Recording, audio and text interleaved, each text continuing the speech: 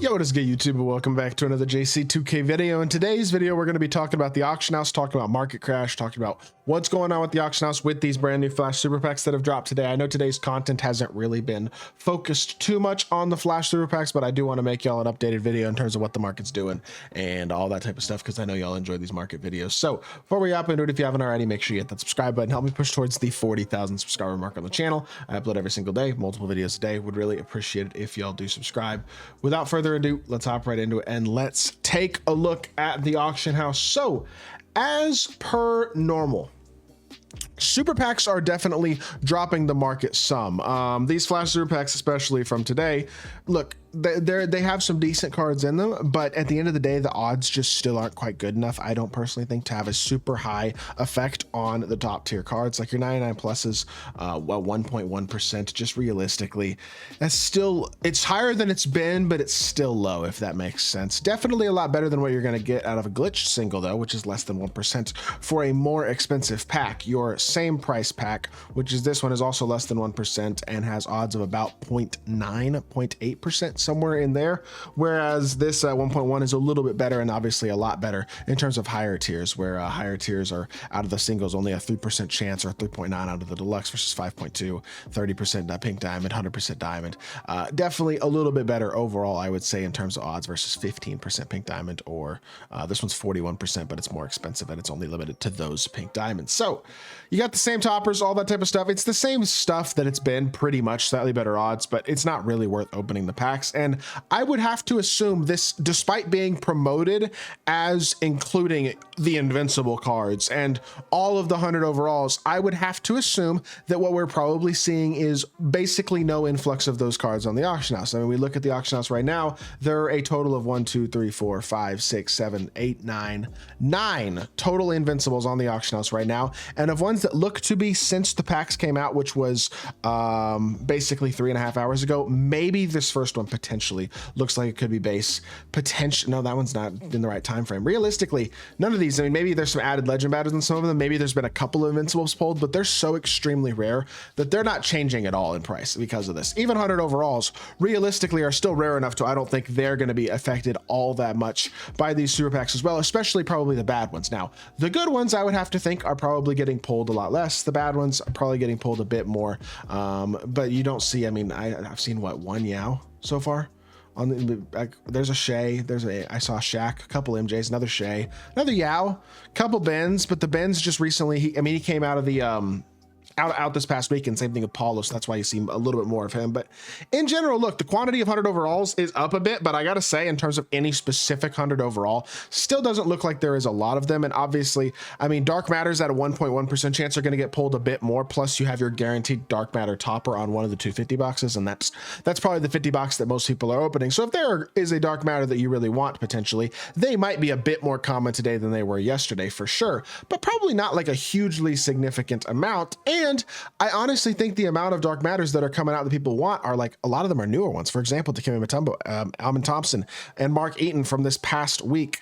And these cards are still, I mean, he doesn't look like he's changed in price at all. I guess 10 legend badges for 633K is probably among the better price tags. Like, it's gone, maybe he's gone down a little bit in terms of souped up versions of Dikembe, but these are also all ending very close together. In fact, this is a good enough Dikembe to a point where I'm tempted to bid on him, because I've been looking to get a big Dikembe Paint Patroller, Rick Wall, Rebound Chaser, Pogo Stick, Post Locked Out, and Deadeye. That's nice. Does this one have Set Shot Specialist? Let's just check real quickly.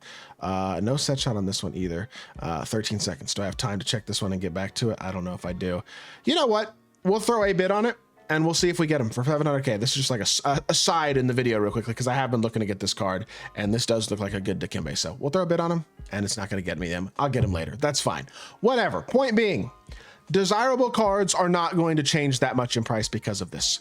But lower tier cards do, and they change relatively dramatically sometimes. I feel like the amount of MT that some of these cards go for can be a bit lower on these Super Packs days. For example, Dyson Daniels going for 20,000 MT was significantly more expensive than this not that long ago, and likely will go up he'll probably go up 10,000 MT this week. There's been big opportunities to invest in cards and get them super cheap. Like, if you can get Dyson Daniels for 17, 18K and then resell them for 20, the pink diamond anyway, and and then resell them for 25 next week, that's going to be a 5,000 MT profit per Dyson Daniels. A lot of these other like really good salary cap diamonds and stuff that I recommend to people, those guys are going to continue to go up in price as they become more obsolete. And obviously these super packs do drop, do increase the influx of these cards in the market for sure, but like Delano Banton's already getting a little bit expensive. And so if you can get, like, I've been doing this with Amethyst for a while. I'm tempted to go snag some of the cheaper diamonds, like some of these guys who are going for,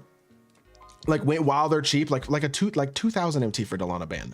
I can't not buy these. You know what I mean? That's a snipe right there. And you can, and that's been up for 15 minutes. The first one there, like, you can get really nice value on cards if you're willing to be patient and look around. And that's where I think the biggest benefit of these market crashes is that it allows you to make MT, because it's not really a market crash on top tier cards. Now, it might be a slight market crash. And I do think new content always has a certain effect of slightly dropping the price of the older content. Like, for example, a Dikembe is probably going to be slightly cheaper today than he was yesterday, for example, but not significantly, even with newer content. You know what I mean? So I just don't think we're seeing dramatic price drops from super packs anymore, because they're so common, and maybe we'll get a lot better super packs at some point, and that'll produce more of a market crash, or maybe it won't. I really don't know.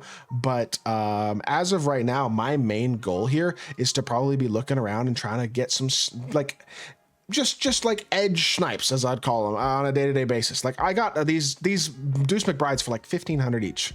If I can sell them for 3,200, that's 1,000 MT profit on each of them. And look, I get it's not a crazy amount of MT, but it takes me a couple minutes. I like Max Christie 7.5K right there. If I can sell this one for 5K, that'd be a 3,000 MT profit off of what I bought them for. You know what I mean? Because I bought them for less than 2,000.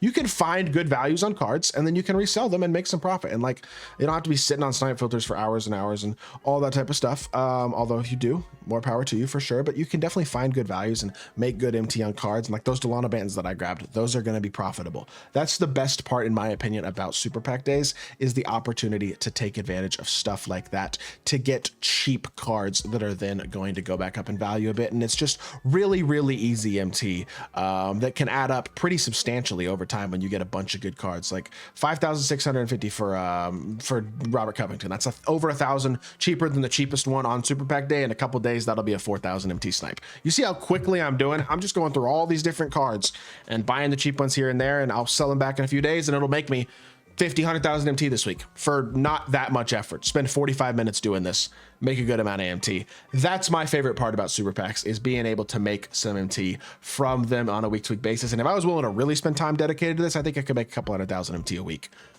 flipping stuff on the market because of super packs. So that's my favorite thing to do with these. And that's really the main reason I make these videos, is to bring that type of stuff to attention. But if there are lower tier cards you're looking to pick up, Opal and below, they're probably cheaper today than they were yesterday. Today is a great day to go get those guys as well. So before we hop into that is going to do it for the video. I hope y'all did enjoy. If you did, make sure you hit that like button, leave a comment, and subscribe. I'll be back with more 2K content very, very soon, and I appreciate y'all. Peace.